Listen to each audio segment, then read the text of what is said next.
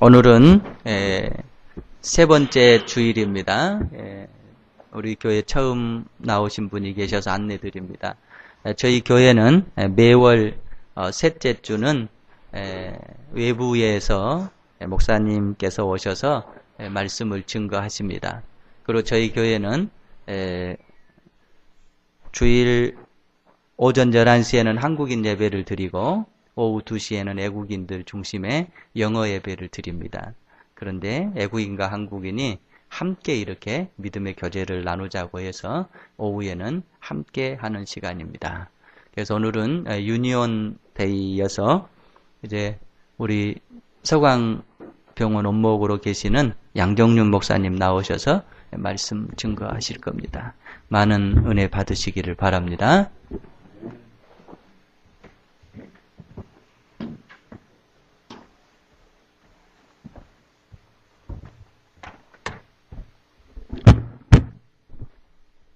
반갑습니다.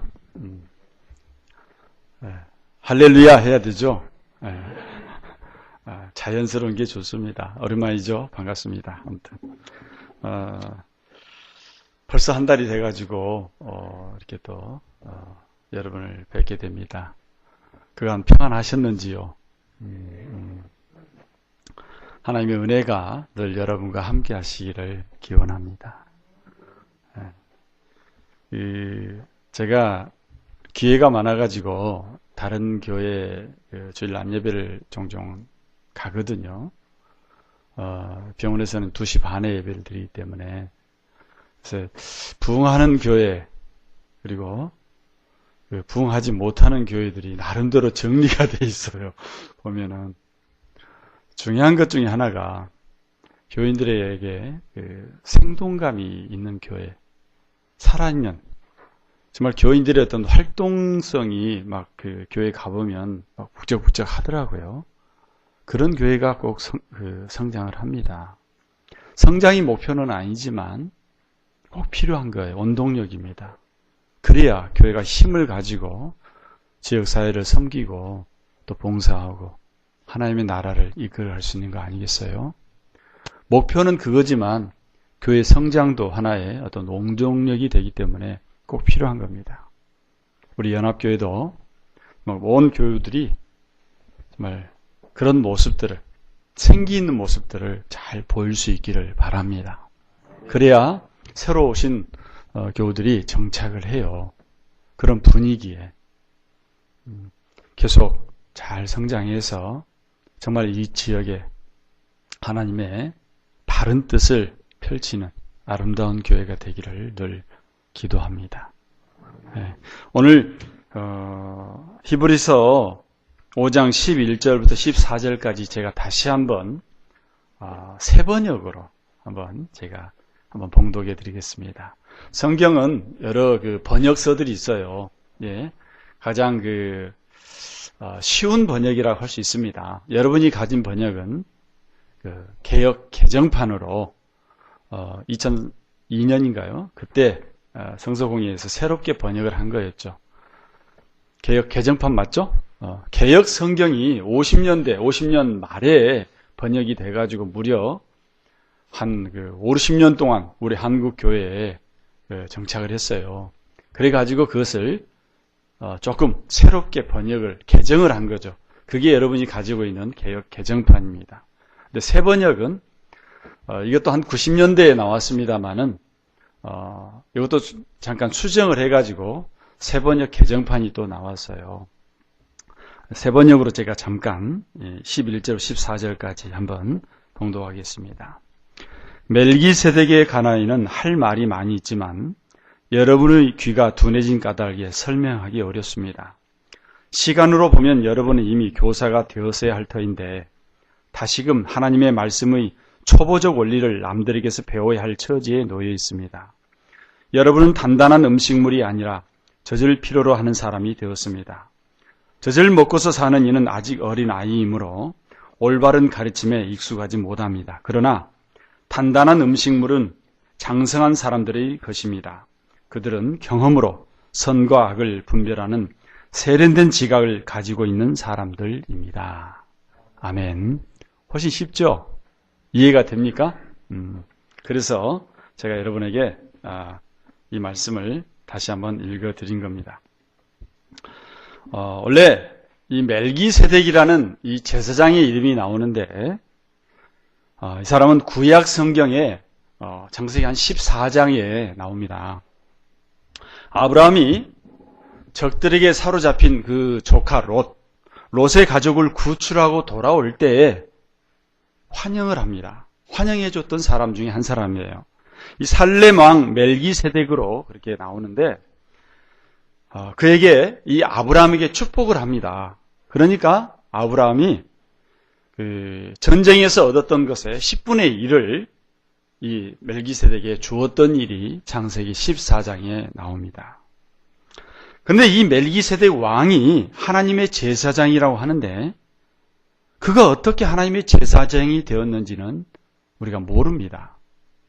그 근원을 알 수가 없어요. 그래서 히브리서 7장에서 바로 예수 그리스도가 멜기세덱의 서열에 따라서 대제사장이 되었다.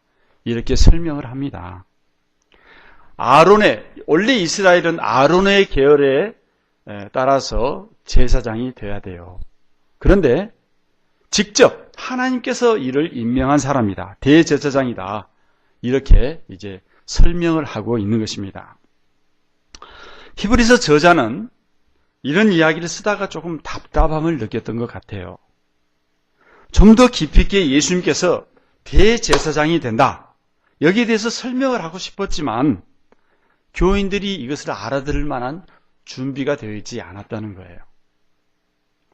그러면서 편지를 받은 교인들을 향해서 어린아이 같은 그런 신앙에서 벗어나지 못하고 있는 것에 대해서 책망을 하고 있는 거죠. 시간으로 보면 여러분은 이미 교사가 되었어야 할 터인데 하나님의 말씀의 초보적 원리를 남들에게서 배워야 할 처지에 다시 놓여 있습니다. 여러분은 단단한 음식이 아니라 젖을 필요로 하는 사람이 되었습니다. 젖을 먹고 사는 사람은 누구나 다 어린아이이므로 옳은 가르침에 익숙하지 못합니다. 이렇게 말씀하고 있는 거죠. 저들이 예수를 믿는 시간으로 보면 교사가 되기에 충분했다는 거죠. 근데 교사는커녕 아직도 초보적인 원리를 배워야 할 처지에 있다는 거예요. 그래서 옳은 가르침에 익숙하지 못하고 있다는 이야기입니다. 어쩌면 이 책망이 지금 우리 한국 교회를 향해서 주는 말씀이 아닌가 싶습니다. 우리 한국 교인들이 벌써 선교 2세기를 훨씬 지나가고 있는데 다른 사람들에게 복음의 진술을 가르치는 그런 교사가 되기에 충분한데도 아직 부족하다는 거예요. 아직 또 어린아이 신앙에서 벗어나지 못하고 있다는 것입니다. 물론 교인들의 탓도 있지만 사실 목사의 잘못도 많이 있습니다. 목사가 되기 위해서 신학대학 아니면 일반 대학을 졸업하고 신학대학원 가서 3년 과정 혹은 단기 과정으로 5년 과정으로 신학을 공부합니다. 근데 이 기간은 신학을 공부하기에 아주 짧은 기간이죠. 배워야 할 것은 많은데 지극히 기초적인 그런 몇 가지 원리만을 배운다는 거예요. 그 졸업 후에 목사고시를 치르고 2년 후에 목사가 됐는데 그 뒤로 별로 공부를 하지 않습니다. 바로 목회 일선에 뛰어들어요. 평신도들이 기독교 서적을 사보지 않는 것 제쳐놓고라도 이 목사들이 계속 신학 서적을 구입해서 공부를 해야 되는데 안타깝게도 신학 서적은 잘 팔리지 않아서 출판 자체가 어려운 상태에 있다고 합니다. 오랜 역사를 지닌 우리 기독교 잡지 중에 기독교 사상이라는 게 있는데 지금 한 3,000부 미만으로 팔린다고 그래요. 거기에 반해서 목회 구체적인 기사를 다루는 월간 목회라든가 빛과 소금 이런 것은 좀 더 많이 팔리고 있습니다. 다시 말해서 좀 부끄러운 이야기입니다만은 목회 기술만을 많이 배우지 어떤 그 신학 공부에 조금 등한히 하고 있다는 거예요. 그러다 보니까 어떤 그 설교의 깊이가 조금 부족하다는 이야기입니다. 우리 연합교회는 제외입니다. 오늘 목사님 계속 공부를 하시니까. 우리가 많은 설교를 듣고 보고 인터넷에도 많이 올라옵니다. 근데 그 중에 정말 깊이 있는 설교가 몇 되지 않아요. 보면은. 이런 설교를 듣는 교인들의 신앙이 단단한 음식을 먹을 만큼 성숙할 수 없다는 것은 당연하다는 거죠. 교인들은 좀 교회를 오래 다녀보신 분들은 아시겠지만 성경 본문만 보아도 목사가 대충 어떤 설교를 할 것이다. 이런 사실을 압니다. 집사님 그러죠?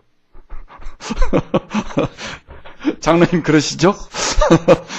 신앙생활 오래 하신 분들은 본문을 딱 보면 대충 이러이러한 설교가 나올 것이다. 감을 잡습니다. 아니 고등부 교사만 되더라도요. 실제로 기존 교회 고등부 교사들이 되면은 그 제목만 보고도 주일학교, 성경학교 가서 1시간 때웁니다. 그 정도로 어떤 지식들이 많아졌다는 거죠. 근데 문제는 오랜 시간이 이렇게 지났음에도 불구하고 성숙하지 못한 교인들이 스스로 성숙이 있다고 생각하는 거예요. 이게 문제라는 거죠. 하도 오래 많이 설교를 들었기 때문에 귀에 못이 박혀버린 설교 때문에 자신 스스로가 나는 어느 정도 성장해 있는 교인이다. 그렇게 인정하고 있다는 거죠. 그게 문제입니다. 그러다 보니까 좀 색다른 해석이나 설교를 듣게 되면요. 곧 거부 반응을 일으킵니다. 그게 문제가 되고 있어요. 정말 성경 말씀이 이렇게도 해석할 수 있구나. 이렇게 생각하는 게 아니라 저렇게 해석하면 좀 위험한데 그렇게 생각한다는 거예요. 저렇게 설교하면 이단으로 몰릴 수 있을 것도 같은데 하는 이런 반응을 일반 교회에서는 많이 보인다는 거죠. 오랫동안 지극히 제한적인 해석에 익숙해지다 보니까 그 생각의 범위가 굉장히 좁아지는 거죠. 성경 말씀이 가지고 있는 무한한 넓이, 무한한 깊이, 이걸 받아들일 만한 능력을 상실해 버렸다는 거예요. 그래서 때로는 복음의 진술을 깊이 공부하지 못했으면서도 신앙생활을 오래 한 교인들이 어찌 보면 교회 개혁에 굉장히 걸림돌이 되고 있어요. 제대로 알지 못하면서도 자기가 이제까지 간직해 해온 그 신앙이 정통이라고 생각한다는 거죠. 그래서 새로운 해석이나 새로운 변화를 쉽게 받아들이지를 못하는 거죠. 흔히 있는 말로 목사가 기존 교회에 부임을 하게 되면은 3년 동안 벙어리 생활, 3년 동안 기머거리 생활, 3년 동안 또 그런 생활을 해야 된다 합니다. 근데 전혀 그건 아닙니다. 그래서는 안 됩니다.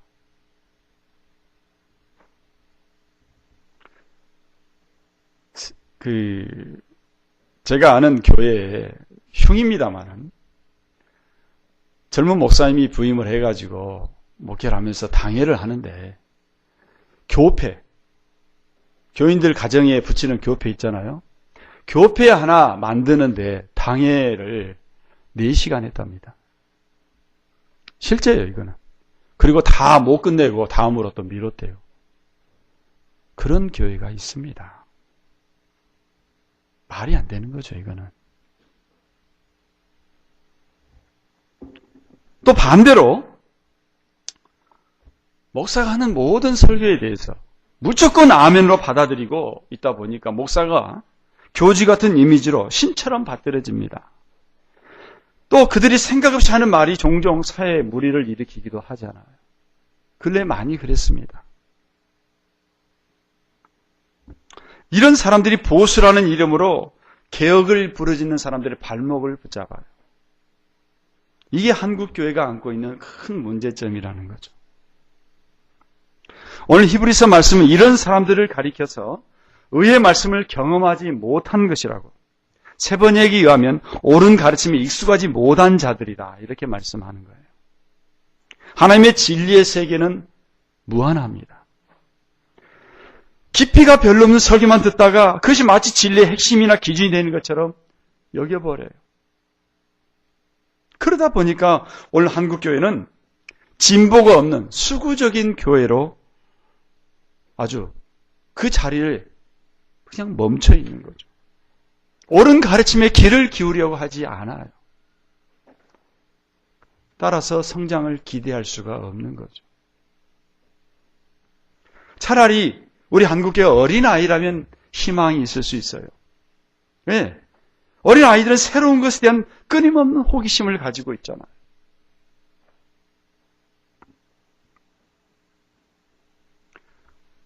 한국교회가 건강한 어린아이 같았다면 하나님 나라에 대한 새로운 것들에 대해서 끊임없이 탐색하고 많은 것을 배우면서 그 신앙이 아주 건강하게 자라갈 것입니다.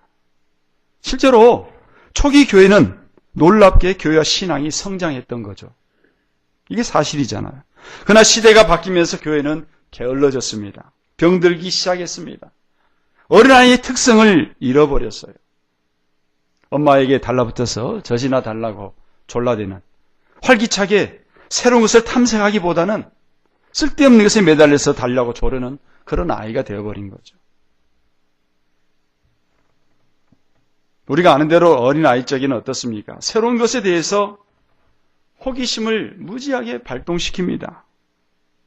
조금 성장하면서 새로운 사물들의 원리에 대해서도 생각합니다. 그래서 기물들을 뜯어보기도 하고 다시 조립하기도 하고 새로운 지식을 습득하기도 합니다. 지금은 어쩐지 모르겠습니다만은 저도 어려서 이 손목시계 꽤나 열어본 사람입니다. 조립은 안 됩니다. 많이 열어봤는데 조립은 못 해봤어요. 그게 신기해가지고. 또 뭔가 만들다가 손을 다치고 그런 일이 많았죠. 우리 학생들이 여기 많이 앉아있는데 혹시 연필 칼로 잘 깎아요? 그냥 기계로 넣고 돌려보긴 했을지 모르지만 연필 하나 깎는 것도 굉장히 손재주가 필요합니다. 어려서부터 훈련시켜야 될 것 같아요. 칼이 무서운 게 아니라 칼이 무서워서 아이들에게 칼을 안 주는데 연필 하나 깎아보는 거 굉장히 중요한 이게 교육이라고 저는 생각해요.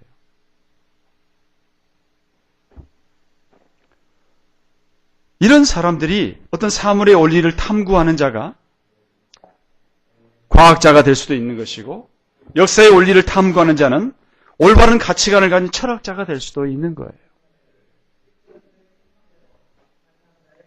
저보다 목소리가 더 좋습니다. 그죠? 아주 목소리가 아주 좋습니다. 오늘 우리 부모들은 자식들에게 많은 지식을 넣어주려고 애를 쓰지만 막상 우리 아이들이 살아갈 세계 속에서 선과 악을 분별할 수 있는 올바른 가치관을 습득하도록 훈련시키는 일은 우리가 소홀히 하고 있다는 거예요. 어려서부터 무엇이 옳은 것이고 무엇이 잘못된 것인가 이런 가치관을 분명하게 심어주면 어린아이가 장성해서 올바르고 건강한 사회인이 될 것입니다. 아멘. 그런 훈련을 받으면서 성장하는 사람이 나중에 바르고 세련된 지각을 갖게 되는 거예요. 오늘 말씀에 보면요, 단단한 음식물을 섭취하는 장성한 사람들은 경험으로 선과 악을 분별하는 세련된 지각을 가지고 있는 사람들이다 했어요. 세 번역으로 제가 읽어드렸죠. 이 선과 악을 분별할 수 있는 지각을 가지려면 어려서부터 많은 시행착오를 거쳐야 돼요.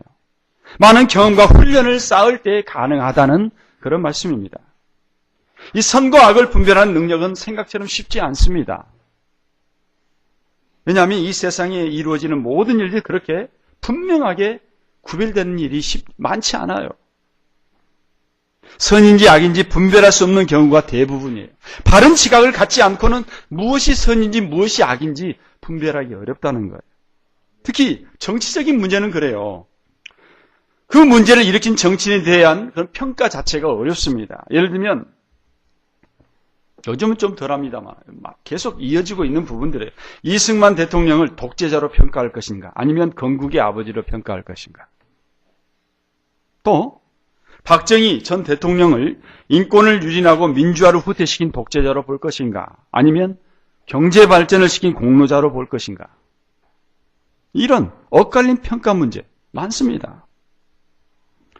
이런 문제에 대해서 평가가 엇갈린 것은 평가 기준이 다르기 때문이겠죠. 가난은 죄다, 경제가 성장해서 잘 사는 것이 선이다, 이런 기준에서 보면 경제를 부흥시킨 대통령은 공로자가 될 것입니다. 근데 중요한 것은 경제가 아니다. 하나님의 형상을 따라서 지음받은 인권이고, 그 인권이 가장 올바로 실현되는 민주사회가 선이다, 이렇게 믿는 사람들이 그를 독재자로 평가할 것입니다. 다르다는 거예요. 또 요즘 문제되고 있는 어떤 지명자 발언, 일제의 식민지 지배와 남북 분단이 한민족의 게으름을 고치기 위한 하나님의 뜻이다. 이게 과연 옳은 것인가? 우리 믿는 사람들이 단순해가지고 하나님의 뜻이다 해버리면 그냥 딱 죽습니다. 그건 아니잖아요. 어디에나 이걸 붙이는 게 아닙니다. 근데 이 말이요, 실제 일본의 그 식민지 지배가 불가피했다는 일본 극우주의들, 친일파의 논리의 궤를 같이 하는 말입니다. 이게 무서운 발언이에요. 일제강점기 친일파들이 민족 개조론을 외쳤는데 이 대목과 똑같은 거예요. 하나님은 그런 하나님이 아닙니다. 우리 인간의 역사가 잘못돼가지고 악의 역사로 가더라도 그것을 뒤바꾸셔서 선의 역사로 이끌어가는 것이 하나님의 역사지. 아멘? 이게 중요한 거지. 어떻게 일제강점이, 강제점령이 하나님의 뜻입니까? 아니요. 또 흥분하려고 합니다. 그 사람이 인용했다는 윤치호 씨의 그 말도, 윤치호 씨도 마찬가지. 결국 창씨 개명까지 했던 친일파입니다. 참 부끄러운 이야기입니다. 정말 어느 것이 진정한 하나님의 뜻이냐, 이걸 우리는 분별할 수 있어야 돼요. 이것을 가려내기 위해서 성경에 대한 상당한 연구가 필요한 거죠. 물론 어떤 것은 깊은 연구 없이도 분명하게 드러난 것들이 있습니다. 그러나 우리 사회가 복잡해질수록 성경 말씀을 적용하는 데 어려움이 따라요. 그래서 보다 더 깊은 말씀 연구가 필요한 것입니다. 아멘? 그래서 우리가 더 배워야 돼요. 더 공부해야 돼요. 하나님의 말씀과 그 역사에 대한 바르고 세련된 지각을 가지려면 어려서부터 꾸준한 신앙생활과 탐구생활이 이루어져야 된다는 거죠. 어느 날 갑자기 주어진 것이 아니에요, 이게. 바르고 세련되었다는 것은 많은 훈련과 연습에 의해서만 가능한 거예요. 전에는 우리 목사님하고 같이 테니스도 종종 쳤습니다만 요즘 기회가 없습니다.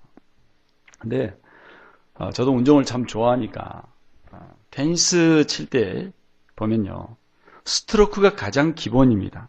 그런데 그 스트로크가 가장 쉬우면서도 가장 어려운 게 또 스트로크예요. 정말 그렇습니다. 겉보기는 쉽지만 그게 마음대로 되지 않아요.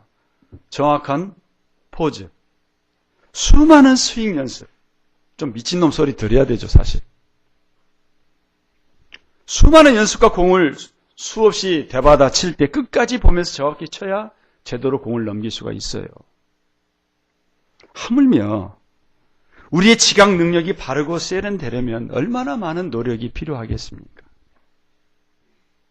운동도 제대로 하면 많은 노력과 연구가 필요합니다. 생각하는 운동을 해야 돼요. 생각하는 테니스를 하라고 그러죠. 하물며 하나님이 이루어 가시는 이 역사를 이해하려면, 올바로 파악하려면 얼마나 많은 시행착오를 거친 연구와 노력이 필요하겠습니까? 혹시 여러분 중에 예수 믿는 모든 사람이 그런 거 가질 필요 없이 목사나 지도자 몇 사람을 가지면 될 수도 있는 거 아니냐 할지도 모릅니다. 그냥 우리는 따라가면 되지 않느냐 이럴 수도 있겠죠. 그러나 성경에서 보는 대로 일반 대중들이 예언자들의 말을 그대로 받아들여서 따르지는 않아요. 오늘의 역사도 마찬가지입니다. 바르고 세련된 지각을 가지고 파악된 역사의식이나 가치관, 사람들이 그대로 수용하지 않는다는 거죠. 이미 여러분 나름대로 어떤 가치관이 있기 때문에 남의 말을 쉽게 듣지 않습니다. 또 오늘날 보세요. 신문이나 방송을 통해서 끊임없이 주입되는 어떤 이념이나 사상으로 굳어져 버린 교인들에게 설교나 예언자의 예언은 그냥 귀를 스치고 가는 한낱 바람에 불과합니다. 우리가 진정으로 예수를 믿고 거듭난 그리스도인이라면 지금까지 가졌던 모든 가치관과 이념을 우리는 버려야 됩니다. 지금까지 쌓아올린 지식이나 인생의 경험도 중요하지만 버려야 돼요. 그리고 새롭게 하나님의 말씀을 드려야 됩니다. 새롭게 설교를 드려야 된다는 거예요. 우리 연합교회는 정말 좋은 기회입니다.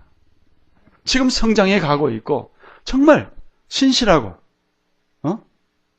성실하고 교인을 이렇게 사랑하는 목사를 함께 모시고 함께 신앙생활한다는 그 자체가 복이에요. 뻥치지 않잖아요. 부끄러운 이야기입니다만은 뻥도 좀 치고 붕사들처럼 공갈도 좀 하고 협박도 좀 하고 이상하게 그런 교회들이 급성장해요. 보면 참 이게 뭔가 좀 잘못된 거 아니겠어요? 정말 진실하게 살고 진실하게 노력하고 진실하게 정말 목회하는 그런 분들이 많은 어려움들을 또 겪습니다. 보면.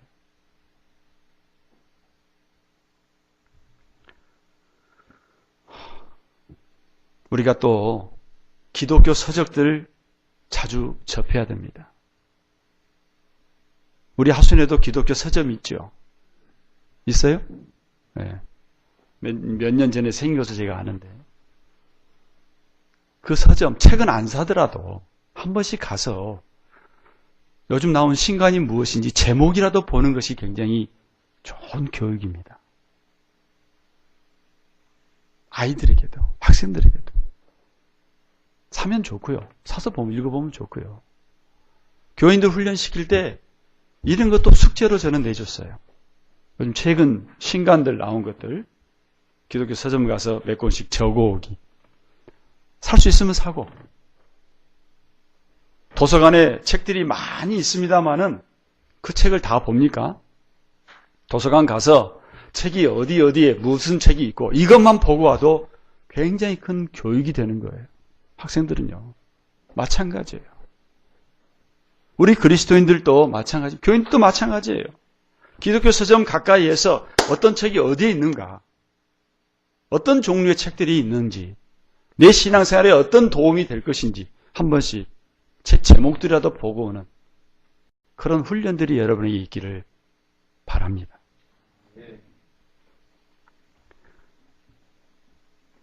거듭난다는 것, 예수를 믿는다는 것, 이제까지 경험대로 쌓았던 모든 이념과 가치관, 아무것도 아닌 것을 버린 것을 뜻합니다.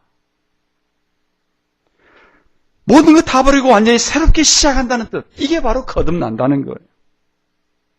예수를 믿는다는 것, 전에는 무심히 바라보면서 무조건 사실로 받아들였던 그런 신문, TV, 이제는 비판적으로 바라본다는 그런 뜻이기도 합니다. 신문과 TV, 여러 매체들이 아무리 그럴듯하게 그 이념을 주입시키려고 해도 일단은 아니라고 부정해놓고 하나님의 말씀으로 돌아가서 절대적인 그 하나님의 말씀을 기준으로 삼는, 이걸 바로 그리스도인들의 바르고 세련된 지각이라고 할 수 있습니다. 근데 요즘 많은 분들이 예수를 또 다른 하나의 가치관으로 받아들이는 거, 이게 조금 문제죠. 다시 말해서 지금까지 내가 가졌던 어떤 이념이나 사상을 보완해주는 정도로 예수를 받아들이는 교인들이 종종 있다는 거죠. 현대 그리스도인들도 성경을 절대 진리로 받아들이지 않고 여러 진리 중에 하나로 생각하는 경우도 있습니다. 그래서 예수를 믿을 때 회개하는 법이 없죠. 완전히 죽지 않기 때문에 새롭게 태어날 수도 없습니다. 새롭게 태어나지 않았기 때문에 어린아이 시절도 없고 어린아이처럼 영적인 세계에 대한 호기심도 없습니다. 설교를 들어도 무감각해요.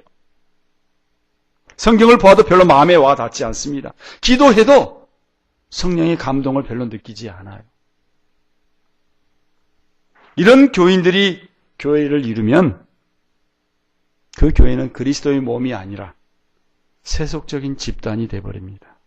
감투 싸움하고 편가르고 분리하고 그런 집단이 되어버린 거예요. 한 자리 차지하려고 하고. 여러분, 이 시대가 복잡 다단할수록 이를 올바르게 분별할 수 있는 그런 바르고 세련된 지각이 필요하다는 것을 잊지 마십시오. 이 시대, 이 역사의 선과 악이 무엇인지 분명하게 분별하기 위해서 바르고 세련된 지각을 갖출 수 있기를 바랍니다. 우리가 그동안 너무 소홀히 해왔다는 거예요. 예수 믿는 거 심심풀이에 지나지 않습니다. 이걸 우리는 회개해야 돼요. 그리고 사도 바울처럼 그리스도를 아는 지식 외에 모든 것을 배설물로 여긴다는 말씀을 우리는 좀 더 기억해야 됩니다. 좀 더 철저하게 내 속에 있는 옛 가치관들을 좀 버릴 수 있기를 바랍니다. 그리고 성경 말씀을 연구하면서 이 시대를 올바로 분별할 수 있는 바르고 세련된 지각을 갖도록 노력하시기 바랍니다. 마음의 평안이나 얻으려고 교회 오지 마십시오. 그렇다면 생각을 좀 바꾸시기 바랍니다. 진정한 마음의 평안은 여러분 자신이 하나님께 온전히 붙잡혔을 때 나오는 겁니다. 결코 여러분이 가진 생각이나 소원을 축복해 주는 것, 이게 마음의 평안이 아니에요. 나 자신을 온전히 쏟아버리고 하나님의 말씀을 내 안에 겸손히 받아들일 때 거기서 비로소 주님이 주시는 평안을 맛보게 될 줄로 저는 믿습니다. 가치관이 혼동되어 있는 이 세계 속에서 이제 바르고 세련된 지각을 갖춰서 결코 흔들리거나 요동하지 않으면서 이 땅에 하나님의 나라를 든든하게 세워나가는 우리 연합교회 모든 식구들이 되기를 간절히